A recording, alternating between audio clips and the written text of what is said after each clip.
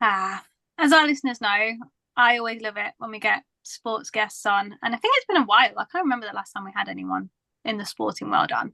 But I'm even more excited about this guest today because I kind of know the start of the story, but I don't know the middle and we don't know the end yet. But today we have got Sophie Unwin, Paralympic medalist already, world champion on both the track and road in cycling, and soon to be at the Paris Paralympics in not long now, week or so, 2 weeks, 3 weeks time. So welcome to the show, Sophie. Hi, thanks for having me.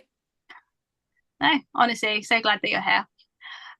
Before we jump into all the cycling stuff, if you just let our listeners know a little bit about who you are, your visual impairment, and things like that. Yeah, so I'm a paracyclist for GB. I've got an eye condition called Stargardt's disease. So I've got quite a lot of usable vision, but I've got a blind spot in the centre of my vision, and I can't sort of see detail with my peripheral vision. If your listeners care and know about the classification system, I'm classified a B3. They sort of put me borderline B3, B2, but have put me in B3 at the minute. So yeah, on the more sighted end of the visually impaired scale. And yeah, I've been cycling for about 3 years now. I went to the Tokyo Games and yeah, we'll be heading to Paris very, very soon. Yes, and we will definitely talk more about Paris and what that's going to involve. But yeah, let's start at the beginning. How did you get into cycling? And I think this is a really interesting story because it's not the normal way, I don't think. No, it's definitely not the normal way. And I got into it quite late. So my first introduction to para sport at all was through university. I joined the goalball club at Nottingham University. That was my first sort of experience that para sport existed. And I sort of kept playing that for fun. And then during lockdown, obviously the Tokyo 2020 Games were postponed for a year. And Great Britain had a stoker, which is what they call the visually impaired athlete, on a tandem. They had a stoker who decided to retire and not keep training and wait for the extra year. So they had a pilot that they wanted to find someone to go on the back of the bike with and maybe get to Tokyo. And they put out a tweet saying they were looking for female visually impaired people to come to a talent ID. I saw that tweet because Selina, you retweeted it, and me and Selina met through Goalball. God, what, like 10 years ago now? Long ago. A long time ago. So yeah, I saw Selena tweet it and I was like, oh, interesting. Didn't really plan on like doing anything about it because I'd never wanted to be like an elite athlete. I only just did sports for fun. But it was middle of lockdown. I was working part-time in a supermarket.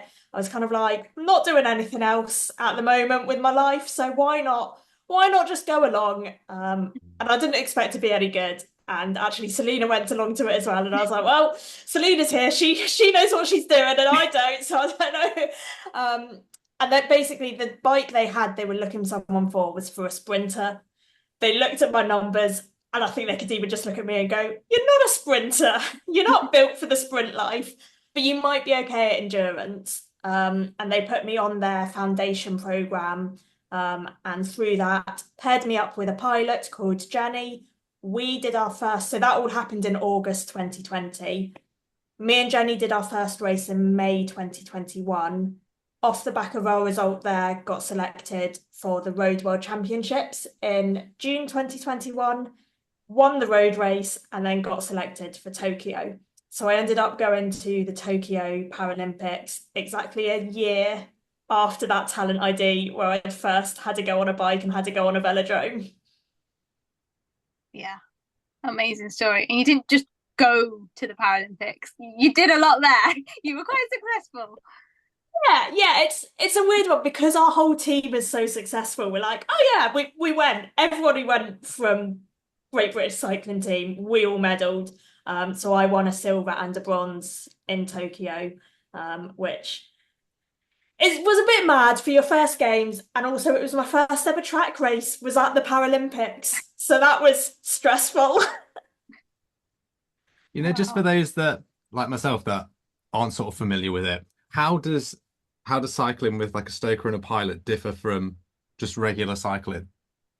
It's quite different. So obviously you're on a tandem, so you've got your sighted pilot on the front of the bike. They do all the gears, all the steering, all the sort of tactical decisions, and the stoker on the back.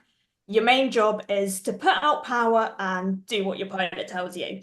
So there's a lot more communication involved. Obviously, the pilot needs to be telling the stoker what's going on, what they need to do. And especially in cycling, they don't sort of separate the tandem fields by visual impairment. You're all B1s, B3s, you're all in together. So a pilot with a B1 stoker would need to be giving them a lot more information. But yeah, there's a lot of talking between each other, and also tandems are just, they're more difficult to get up to speed than a regular bike. But once they're at speed, they hold the speed really well because you've got double the amount of power going into it. So both the pilot and the stoker are putting out power. A lot of people think, oh, it's just one or the other. No, we're both pedaling as hard as we can. It's an all-out effort from both of us. But I think the pilot definitely has the more difficult job because they've also got to steer and make decisions. And I just go, okay, I'll do what you tell me. How do you talk to each other? You got a radio or do you just have to shout? We just shout.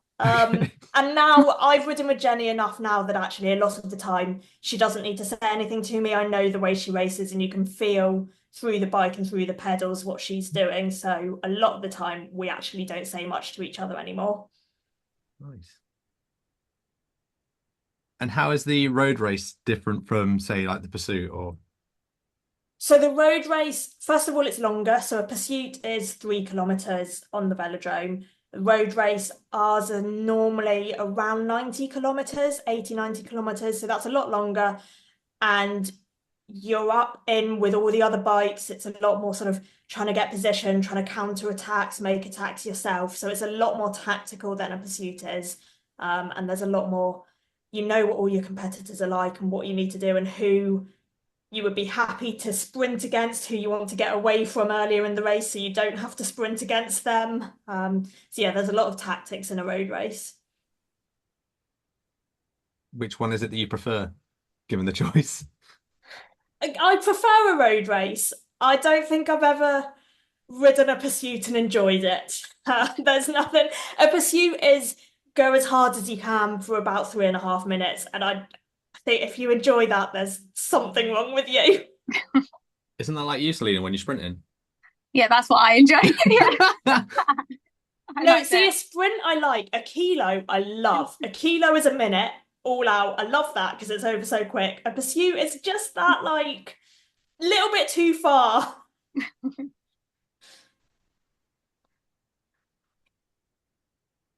Selina, do you want to ask a little bit about training? Sorry, Yeah, we I was gonna we switched. Yeah, I didn't know which way you wanted to go next with it. cool. So yeah, um, day to day, week to week, what is your training schedule like now from going from being a casual cyclist for fun to full-time training? It's a lot more intense now than it was.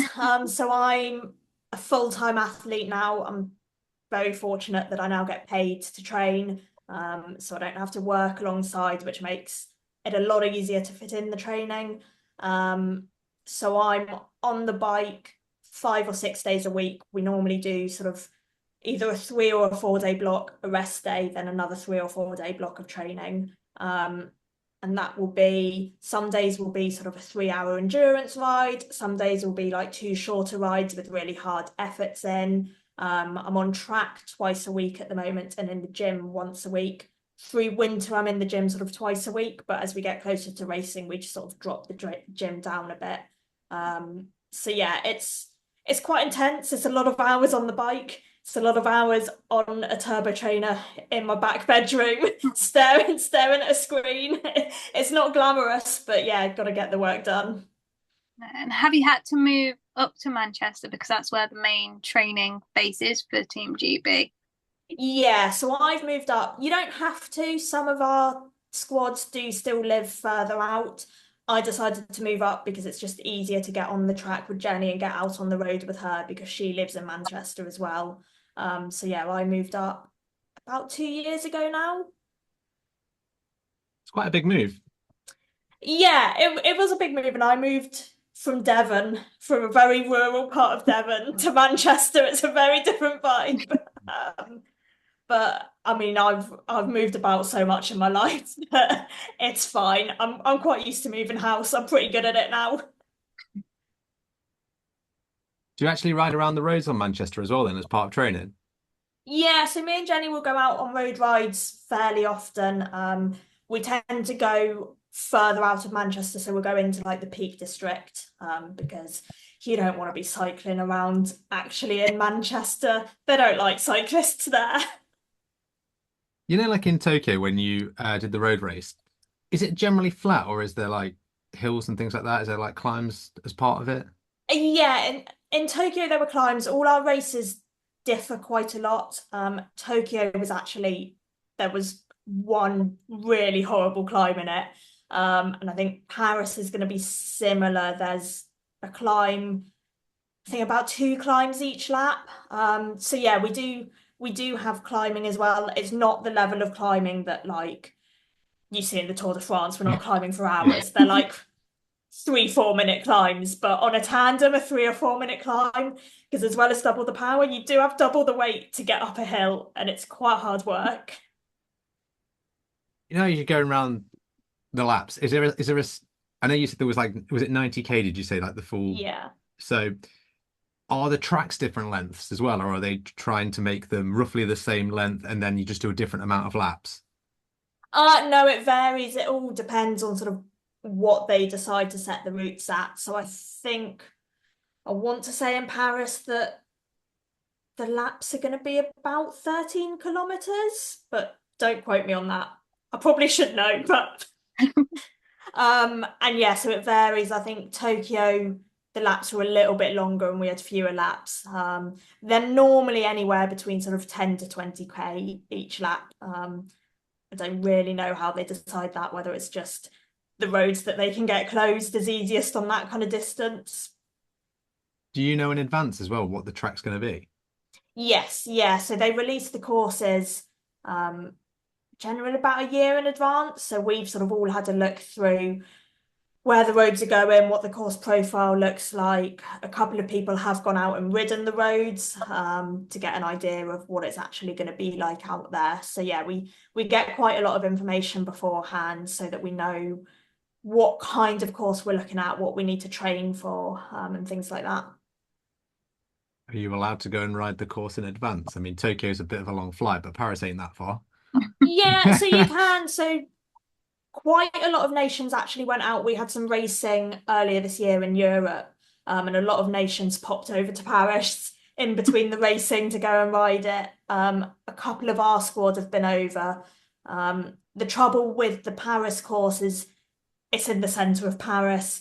When the roads aren't closed, they're not very good for riding on, because it's just traffic and you have to stop all the time. You can't really get any good sort of training on it. So people have just been over just to have a look at the roads. I haven't bothered. We'll have a chance while we're out there to ride the course before we have to race on it. So I think that should be enough for us. Do you get to ride down the Champs-Élysées? No, we don't. Oh, So disappointing. We I were all know, like, as right? soon as they announced Paris, we were like, oh, this is going to be great. And then they released the course and we went, ah, oh, that's not what any of us wanted. Selina, did you want to ask about some of the other accolades, the World Championships and stuff? Yeah. So obviously we've talked about Tokyo and your achievements there. Following Tokyo, I know you've done a lot since then and a lot more medals since then. If you just tell everyone a bit about that and all the amazing stuff you've achieved so far. Yeah, so this is the bit I hate, just having to like big myself up. But yeah, so before Tokyo I won one world title. Since Tokyo I've won 5 more world titles. And I've won a lot of other World Championship medals as well. I won one European title in that time as well. So yeah, there's been a lot of races, and I have been fortunate enough to win a lot of races since Tokyo, and that's sort of across road and track. Most of those world titles are from track, so I won 3 world titles on the track last summer in Glasgow. Which is probably like the best, the best sort of 5 days you could have. Like 5 days, 3 world titles. Can't complain. Unbelievable. So really, really impressive. And in Tokyo, there obviously weren't any crowds. It was all just behind closed doors. I know you got to compete at the Commonwealths in Birmingham. I don't know what the crowds have been like at other cycling events, because para sport unfortunately tends not to get the recognition it deserves. Would you say Birmingham would be the biggest crowd you've ridden with? Either Birmingham or actually the Glasgow World Championships last year. So last year, cycling had what they called the Super Worlds, where they put all the disciplines on at the same time. So we were actually racing in the velodrome at the same time as all of the able-bodied worlds were, and it was a totally integrated schedule. And I don't know off the top of my head which had a bigger crowd, Birmingham or Glasgow, but they were both packed velodromes. So that is really nice to have had that experience, because we normally don't get any crowds at para racing. So I think it would have been a bit of a shock to go to Paris and suddenly have all the crowds there. At least now I can go, I know what a full velodrome is like. I know what racing in that environment is like. Obviously, both of those ones were at home games, so it will be a little bit different not racing with a home crowd. But I think there's going to be enough GB supporters heading out to Paris that we should still have loads of support there. Yeah, I think from what I've heard so far from watching the Olympics at the moment is that it does feel like a home games, because I think Paris is so close and so accessible for Brits to get to. So yeah, hopefully you will have the support.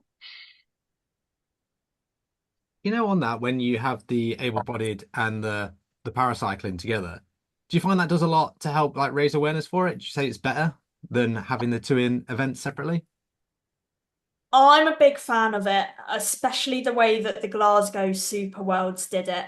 I think there's a lot of people who love cycling, who love watching track cycling, and just don't have the awareness of the paracycling. And it's a great way to get our events in front of people who would never see it otherwise. And a lot of people end up loving the paracycling. Even the able-bodied athletes. I mean, we're very lucky in GB that we train a lot with the Olympic squad as well, so we're quite integrated.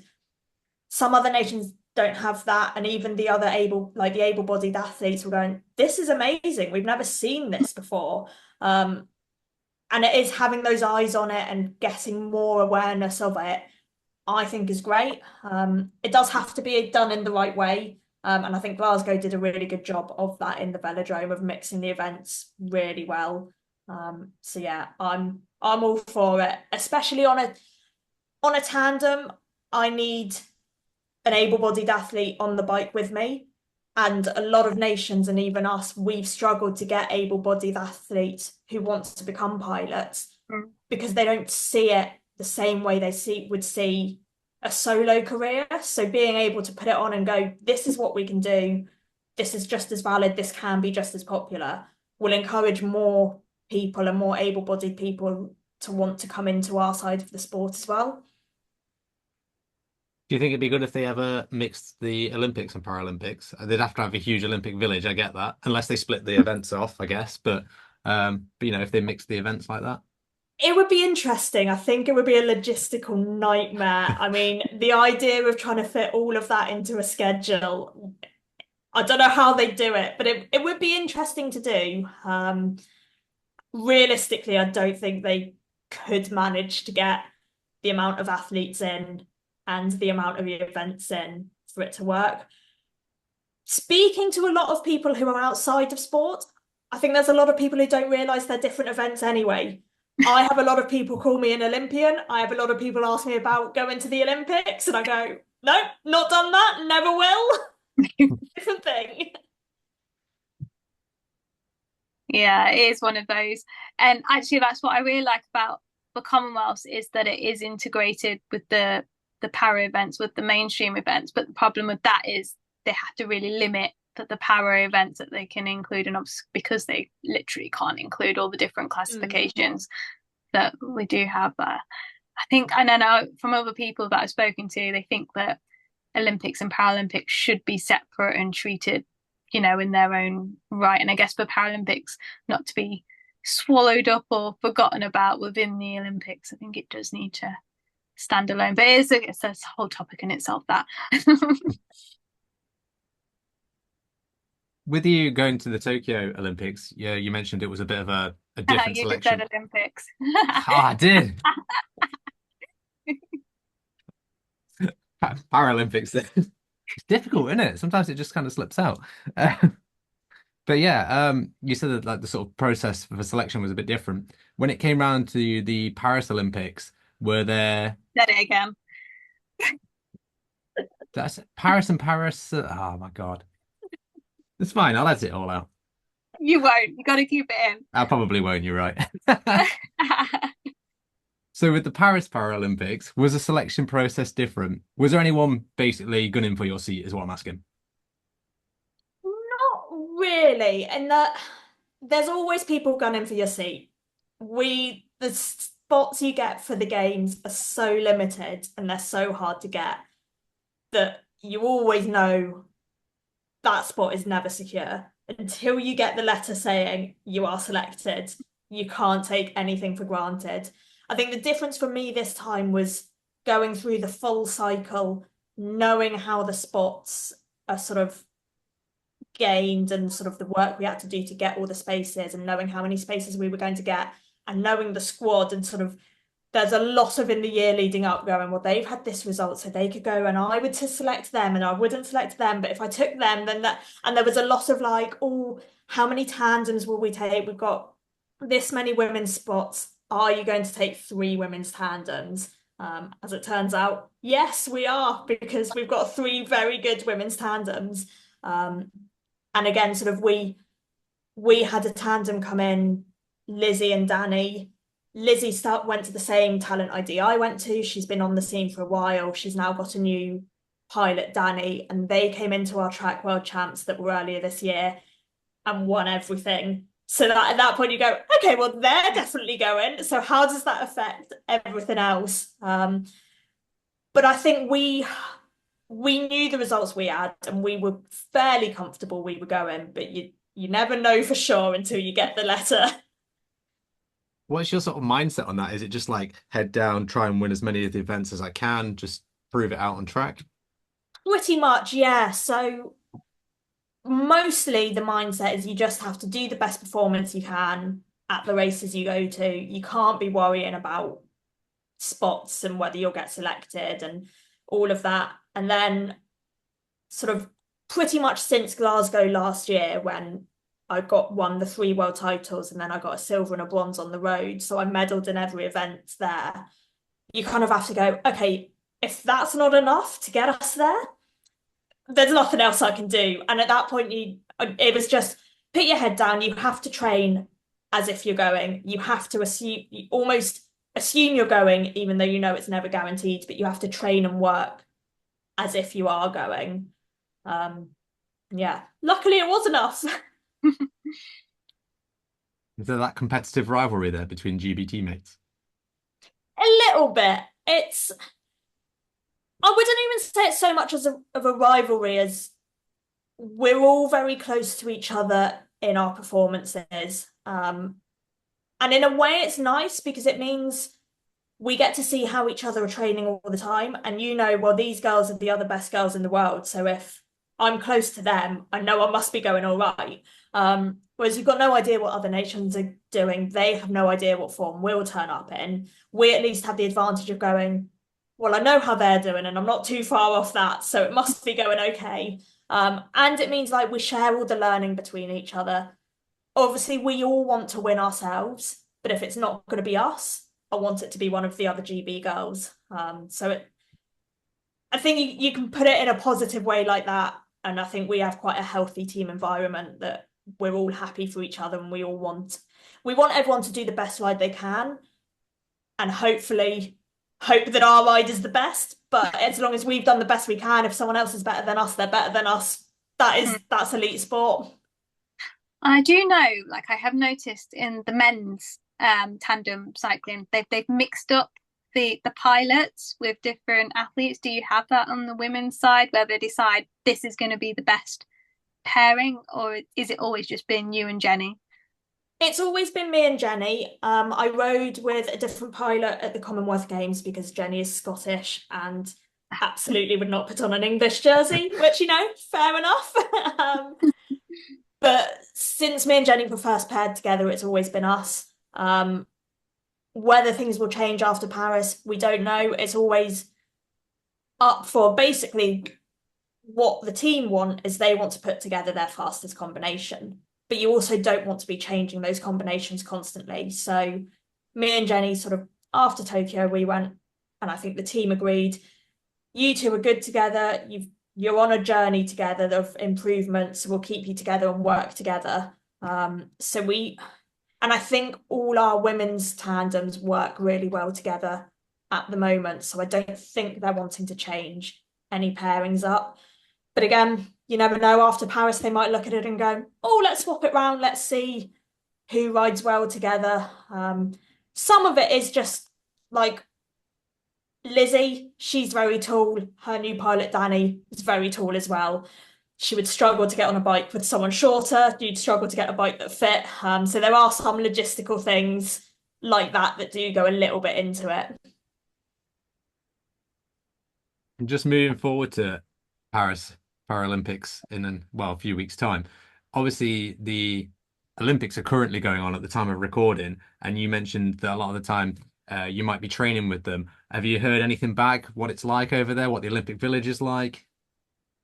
I've not heard too much actually. I tend to go with we'll let you guys get on with it. Don't want to bother you while you're out there. So yeah, I've not heard too much. I think literally as we speak, we've got our women's team sprint on at the moment. So you should be very grateful I'm here talking to you and not glued to the women's team sprint because that's going to be such a good race. But yeah, I mean, I've seen generally on social media what people are posting about the village. I tend to sort of take it with a grain of salt, but I will say we had the cardboard beds in Tokyo. They're fine. They're not they're just like normal beds once you're on them. They're fine. And who do you think your main competition is going to be then in Paris? Probably the other GB girls, to be honest. There's also a very strong Irish pairing. So the Irish are very good. They'll be very strong. But yeah, the two other GB bikes are going to take some beating. Do you think you can win? Yes. I guess you got to say that, right? You've got to say that. You can't. You've got me on a good day. If you got me on a bad day, I'd be like, no, I can't do it. I can't ride the bike anymore. But no, I think if we do the ride that we know we can do, we can win. That's not me saying we'll definitely win because the same goes for Danny and Lizzie. If they do the ride they know they can do, they could win. If Laura and Corinne do the ride, like basically all of us, if we all have our best rides, it could be any one of us. But we've got 4 events, so hopefully we'll all get one. I know. Surely you want to say you want to get them all. Yes, yeah, absolutely. I would love to win all 4. And which events are they that you're going to be competing in? So I've got the kilo and the pursuit on the track, and then time trial and road race on the road. It's quite a heavy schedule. Are they like on consecutive days? How many days of racing is that potentially? So it's 4 days of racing, but we've got gaps in between them all. So I think we've got a day in between the kilo and the pursuit, and then a couple of days in between the pursuit and the road, which actually for us is quite a relaxed schedule. Normally our track world championships is back-to-back racing, and we've got other races thrown in there that we do as well. And again, road racing, we're normally a time trial, a day off, a road race.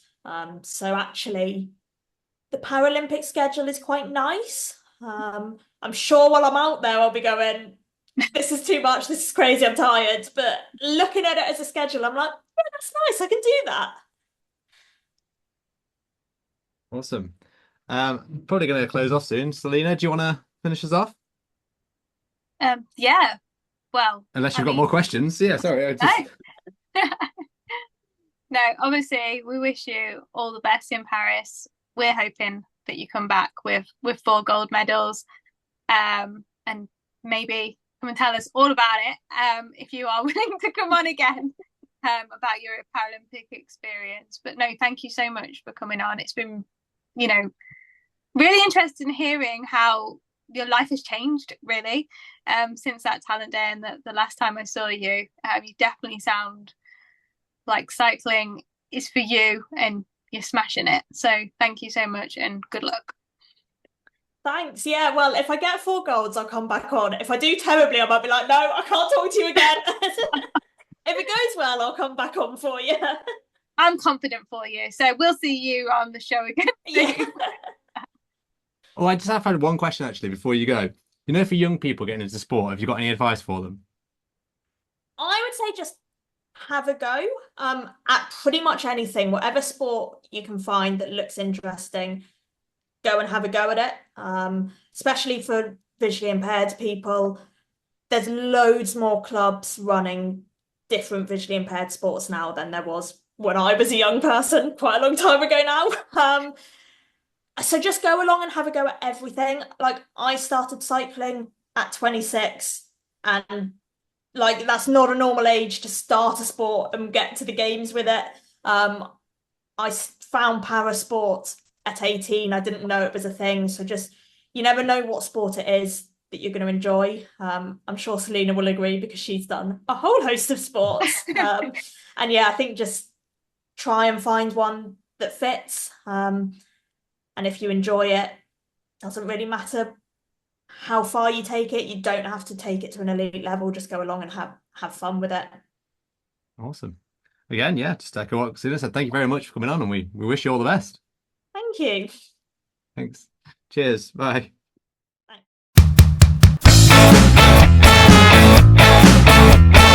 Thank you for listening to See Saw Podcastt. Your feedback and comments mean a lot to us, so if you'd like to get in touch, you can do so in the following ways. You can find us on X at See Saw Pod, Facebook, Instagram and YouTube at See Saw Podcastt. You can email us at seesawpodcast@gmail.com, and you can stream with us live every week on Twitch at See Saw Podcastt. Remember to like, rate, review and share with a friend.